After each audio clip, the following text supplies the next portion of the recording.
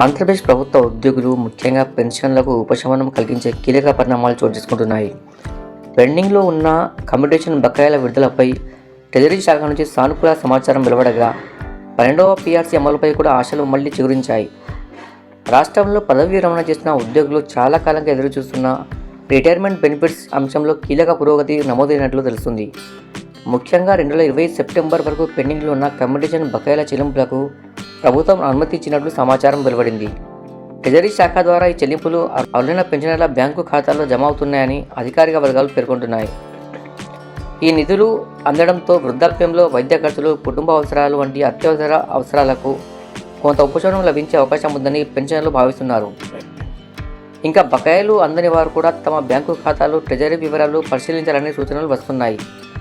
ఇదే సమయంలో 12వ వేతన సవరణ కమిషన్ అంశం కూడా మరోసారి చర్చకు వచ్చింది. విశ్రాంత ఉద్యోగుల సంఘాల ప్రతినిధులు ప్రభుత్వంతో జరిగిన చర్చల్లో పీఆర్సీ అమలు, రిటైర్మెంట్ బెనిఫిట్స్, పాత పెన్షన్ విధానం, సిపిఎస్ అంశాలపై సానుకూల స్పందన లభించిందని వెల్లడించారు.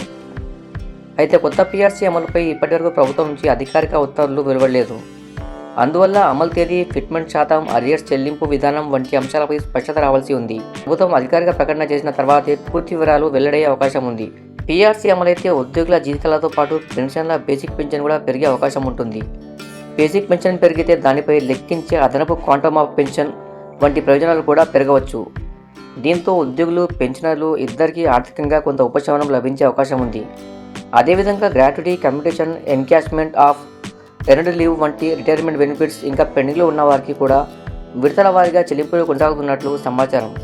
అయితే డిఏ, డిఆర్ బకాయిల విషయంలో మాత్రం ప్రస్తుతం కొత్త అధికారిక ప్రకటన వెలువడలేదు. మొత్తంగా చూస్తే కమ్యూటేషన్ బకాయిల విడుదలతో పెన్షనర్లకు ఒక ఊరట లభించినప్పటికీ 12వ పీఆర్సీ తుది నిర్ణయం కోసం ప్రభుత్వం విడుదల చేసే అధికారిక జీవో కోసం ఉద్యోగులు, పెన్షనర్లు ఎదురుచూస్తున్నారు. ప్రభుత్వం నుంచి వచ్చే తదుపరి ప్రకటనలతో ఈ అంశాలపై పూర్తి స్పష్టత వచ్చే అవకాశం ఉంది.